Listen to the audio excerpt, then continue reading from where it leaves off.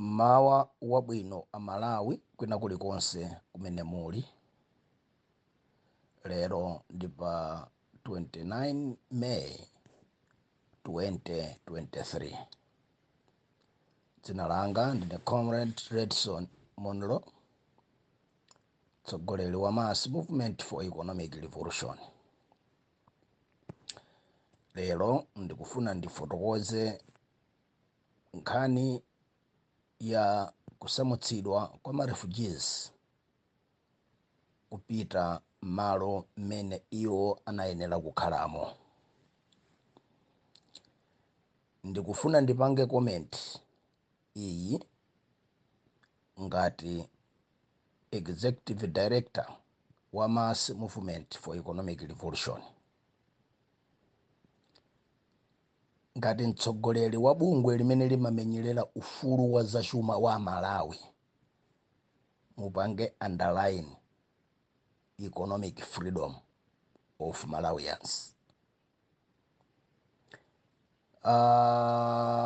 Mudziko mukakhala democracy, anthu timayenera kuganiza mosiyana ndithu. Andi kukokana kumene kujaku maganizo ndi kumene kumapangitsa kuti dziko lidzipita chitsogolo. Chifukwa kusiyana maganizo mu dziko mmene muli democracy ndi zimene zimapangitsa kuti democracy ikule. Cholinga chobweretsa democracy tinafuna kunena kuti tidzilankhula ndipo zolankhula zathu zidzimveka, tisamangomvera munthu mmodzi. Ndiye choyambirira tikamvetsetse chimenechi ndi kuchilemekeza. Lero ndilankhulako zosiyana ndi zimene anthu ena amalankhula, komanso ndilankhulako zofanana ndi zimene anthu ena akhala akulankhula, komanso ndipanga stiki kwambiri pa malamulo a dziko lino, malamulo a dziko lapansi, komanso ma convention ndi ma protocol ena amene dziko la Malawi linasayinira zokhudzana ndi ma refugees. Choyambirira ndikufuna ndikathokoze boma chifukwa cha dongosolo lawo limene anapanga lokuwapanga relocate anzathu amene anathawa nkhondo madera kwawo. Chifukwa chimene Malawi adapereka molingana ndi ma protocol ndi ma conventions ena amene dziko lino linasayinirana on international humanitarian law on refugees, anali malo amene Malawi inapereka ku United Nations ngati malo amene anapangidwa designate kuti anzathu amene akuthawa mankhondo m'mayiko akwawo adzafikire. Malo oyamba anali Nzaleka, malo ena kunali Kuluwani, Chifunga, Diamento kuchikwawa. Malo amene ali odziwika bwino ndi amenewa, ndi malo ena kumulanje kumene kumakhala kumenera kuti kudzikhala azibale athuwa akathawa nkhondo kwawo. Kupezeka kwa ma refugees kapena kuti anzathu othawa nkhondo madera osiyanasiyana a dziko muno ngati malocations ngati area 47, malocations ngati area 3, Chinsapo, Kawale, area 10, area 12, 25, area 49 ndi madera ambiri, Mchesi, Chilinde, 24, 23, 22 area 36 ndi madera osiyanasiyana kumene amapezeka abale athu amenewa zinali zotsutsana ndi malamulo a dziko lapansi woyendetsa dongosolo kapena kuti woyang'anira anthu othawa nkhondo kwawo amene ali m'mayiko ena ndi cholinga chonena kuti akasungikeko. Ndiye chifukwa cha ichi tikufuna kunena kuti tithokoze boma motsogozedwa ndi Honorable Ken Zikhale Ng'oma ngati Minister wa Homeland Security, kuti Amalawi atalira anthu a business zing'ono mpaka anapita kumeneko amafuna akapange mbindikiro kalankhula ndi minister kuti ma business yathu akuvutika because of the illegal dealing, koma kuti also illegal doing of business imene anzathu amene anathawa nkhondo madera kwawo akupanga makukamu. Muchilungamo chomveka bwino Amalawi kwina kulikonse kumene muli, ma refugees akabwera mu dziko kudzakhala amakhala ndi malo otafikire. Malo ake ndaje tinachulacha ndiwo malo amene dziko lino linapereka ku United Nations. Ndipo ma refugees akabwera mdziko muno samayenera kukhala ndi mwayi wina uliwonse wophunzira mu sukulu zathu za boma, samayenera kuphunzira kukhala ndi mwayi wina uliwonse wa chipatala, samayenera kupatsidwa citizenship munjira ine iliyonse, sayenera kupatsidwa national ID chifukwa sinzika za munomo, ndipo sayenera kupatsidwa ngakhale passport. Ndiye ngati izi zakhala zikuchitika mdziko muno, ndiye kulakwira malamulo a dziko lino komanso malamulo a dziko lapansi amene amayendetsa amayang'anira mayendetsedwe anzathu ma refugees. Nkhani imene ndikunena ine pano ndiyonena kuti kuchotsedwa kwa ma refugees makuka osiyanasiyana kubwerera kunzaleka, boma lachita molingana ndi malamulo. Malamulo sanaswedwe munjira ine iliyonse. 1, boma silinangodzuka lero ndikuwauza abale athuwa kuti nyamukani mudzipita kuyamba kuwathamangitsa. Ayi, tikudziwa kuti nkhani iyi idamba kalekale, yatha zaka zitatu ngati si 4 ikukambidwa, koma manong'onong'o kapena kung'ung'udza kwa Malawi kudayamba kalekale. Ndiye anzathu awo anali relaxed, anali busy kuchita zinthu za chinyengo, kumakapeza ma passport a chinyengo, kumakapeza ma national ID a chinyengo, kumapeza ma driving license a chinyengo, kumapeza ma license wosiyanasiyana a chinyengo, amene akufuna adzagwiritsa ntchito mdziko muno ngati justification yoti ali ndi mapepala okhalira mdziko muno kapena kuti ali ndi mapepala ochitira business. Tikufuna tinene momveka bwino pano, mu refugees amapatsidwa mwayi kuchita business ine iliyonse imene angafune, koma achitire kumalo kumene iye akukhala, ngati kunzaleka, kuchifunga, kuluwani kapena ku diamento kumene iwo afikira, ndipo sakuyenera kuchoka kumeneko munjira ine iliyonse. Mu refugees sakuyenera kuphunzira sukulu ya boma chifukwa kumeneko kuli sukulu zawo zimene a United Nations anamangira kuti adziphunzira. Ndi ufulu wawo kupita ku sukulu ndithu, koma sakuyenera kupanga benefit china chilichonse cha mdziko muno chimene amalawi akuyenera kupanga benefit ngati ma taxpayers. Ma refugees sayenera kupita ku chipatala cha public kuno ku Malawi chifukwa chonena kuti a UN adamangira zipatala zawo madera mene iwo amakhala. Mu refugees sakuyenera kukhala ndi passport ya dziko lino chifukwa iye anabwera ngati othawa nkhondo kwawo.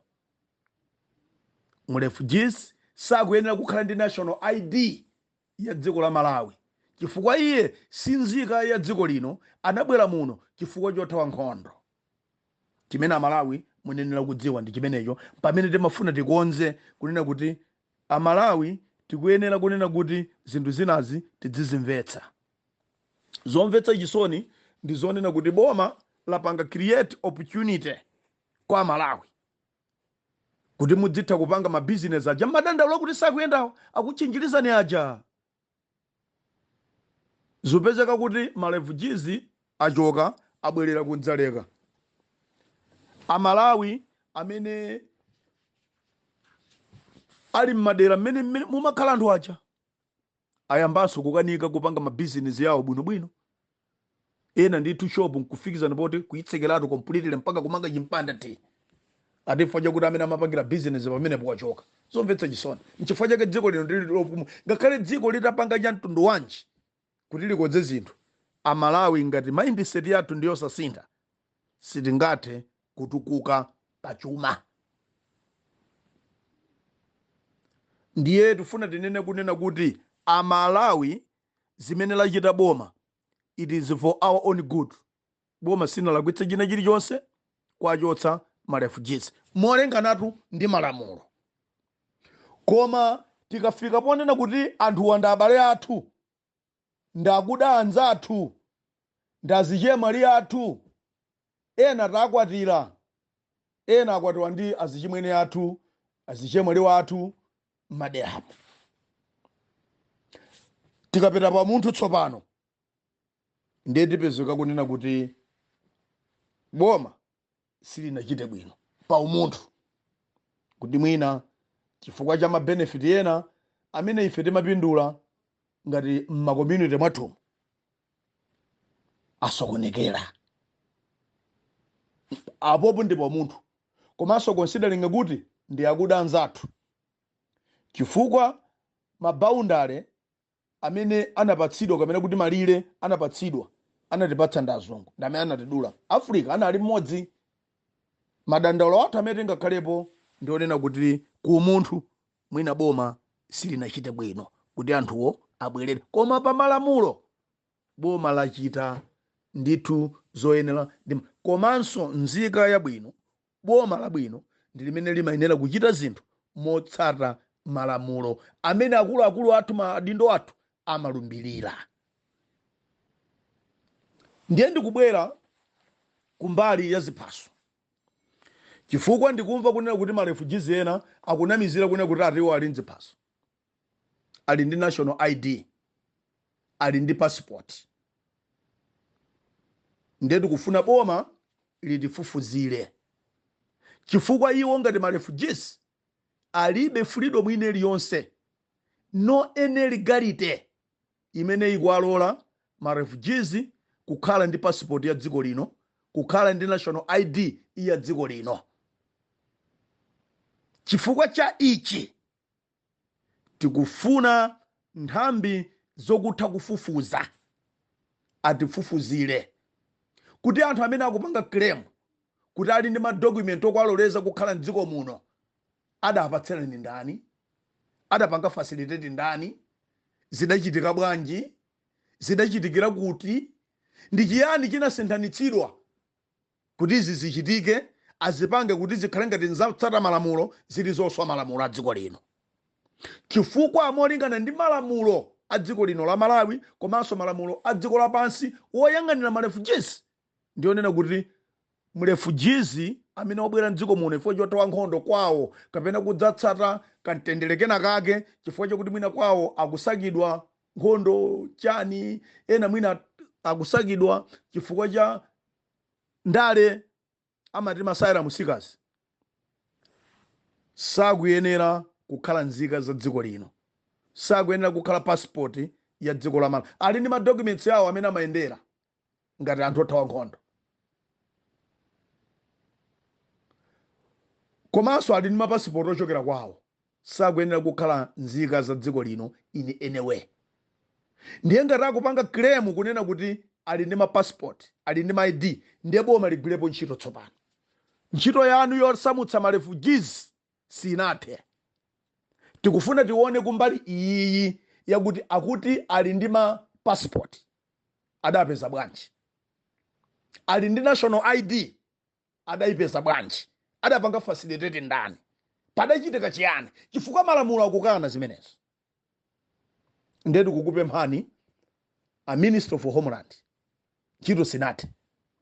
Amartha Chizuma mulowererepo, kukufunika ndithu ma investigations. Chinyengo chinachitika, katangale adachitika. Inuyo malamulo mukwadziwa Amartha Chizuma, ndinu lawyer by profession. Malamulo a dziko lapansi, international humanitarian law on refugees amalola kuti ma refugees akhale mapassport mu dziko limene akusungidwa. Amalola kuti ma refugees akhale ndi ma national ID mu dziko limene akusungidwa. Mafunso amenewo muliyankhe dziko. Ngati salola anapatsa ma refugees mapassport athu ndani? Ngati salola anapatsa ma refugees kuti ma national ID athu ndani? Malamulo a dziko lapansi salola ma refugees kuti achoke ku camp adzikhala ma community. Dziko limapemphedwa malo kumene security ya anthu aja ikuyenera kukhala guaranteed. Komosa kuti adzichoka kumene kuja nkumakakhala mu area 47, adzichoka kumene kuja kukakhala ma area 49, mpaka kumagula land nkumamanga. Ndikuswa malamulo a dziko lapansi amene amapanga manage ma refugees. Ndetu kufuna Anti-Corruption Bureau mutifufuzire amene akupanga claim kuti ali ndi ma passport a dziko lino alandidwe. Amene akupanga claim kuti ali ndi ma ID a dziko lino alandidwe, ndipo afufuzidwe tindziwe amene adaloleza nkupanga malamulo ake oyendetsera dziko lapansi, nkupanga malamulo ake oyendetsera dziko la Malawi kuti awapatse ma passport ndi kuwapatsa ma ID. Tikufuna mayankho munkhani imene. Zikutinyansa kuti tidzimva ma refugees akumanena kuti ine ndili ndi passport. Ma refugees akumanena kuti ine ndili ndi national ID. Anapatsa ndani? Chifukwa malamulo a dziko lapansi zimenezo samalola. Ndikulankhulane, I'm a scholar of international politics, in international relations and diplomacy. Ndikulankhulazi ndikudziwa zimene ndikulankhula. Ndinali ndi mwayi woyang'ana ma protocols onse ndi ma conventions amene Malawi inapanga committee on refugees, especially on international humanitarian law on refugees. Palibepo pena paliponse pamene pali clause yonena kuti ma refugees adzichoka ku kampu adzikhala ma community. Palibepo pena paliponse pamene pali clause imene nena kuti ma refugees akhale ndi ma passport, ma refugees akhale ndi ma national IDs. Ma refugees amene ali ndi ma national IDs amangidwe for a crime of having those documents illegally. Ndimafuna ndikambe nkhani imeneyi, amene simukumvetsa mumvetsetse bwinobwino audio yangayi. Ndikukamba za malamulo. Pa umunthu zinthuzo sizinayende bwino tikoza kutero, koma umunthu kuti uyende umene kuti titsate malamulo. Ndiye tikambe nkhani ya malamulo. Chifukwa dziko lino limayendera malamulo, dziko lapansi limayendera malamulo. Ndi chifukwa chake atabwera UNHCR pokalankhula ta minister samafotokoza zonena kuti anthu akwachotsa m'makoka amwana ako ayi. Amanena kuti machotsedwe anthuwo anali woononga ufulu wawo.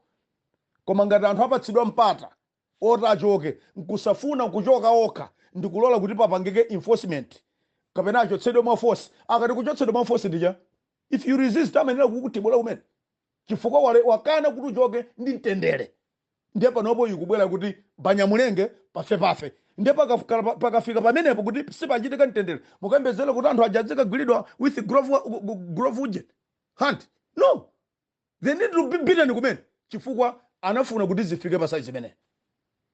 Ndichifukwa chake tikunena kuti ma refugees amene akupanga claim kuti ali ndi ma passport ndi ma ID afufuzidwe ndipo amangidwe chifukwa anapeza ma documents amenewa mwachinyengo. Mama wao nafuna kuti nditero. Next audio imene ndikufuna ndibwere nayo ndikufuna tifotokozerane za federalism. Anthu mukungoti federalism mene nabwerera democracy. Malawi sadakonzekeredwe za democracy kuti matani ndiye tidzitani. Chifukwa chake lero democracy sindalitso kwa dziko lino. The only ufulu umene tili nawo ndi wa selective human rights. Koma economic rights dziko muno tilibe. Ndalama zathu zimangobedwa ndi ma politicians. Chifukwa mene nabwera democracy Malawi sadapange prepare including the leadership sikudziwa kuti democracy nchiyani. Ndiye ndikufuna tsiku lina ndikabwera ndi audio ina ndifuna ndidzafotokoze za federalism because anthu akuifotokoza mamoamu makukamu anthu andale ayamba kuikambakamba. Ndiye ndikufuna Malawi adziwe amvetsetse kuti federalism nchiyani. Tifotokoze mbali ya ubwino wa federalism, ndiye tifotokozenso mbali yosakhala bwino ya federalism. Ndiye tifotokoze zimene Malawi angapindule chifukwa cha federalism. Ndiye tifotokoze zimene Malawi angaluze chifukwa cha federalism. Ndiye tifotokoze kuti in our current status chimene chingapangitsa kuti federalism isagwire ndi chiyani. Tifotokoza zonsezo. Ndiye Amalawi mwakomatonse Mulungu akakudalitseni, Mulungu akadalitse dziko lino chifukwa cha dzina la Yesu. Amen.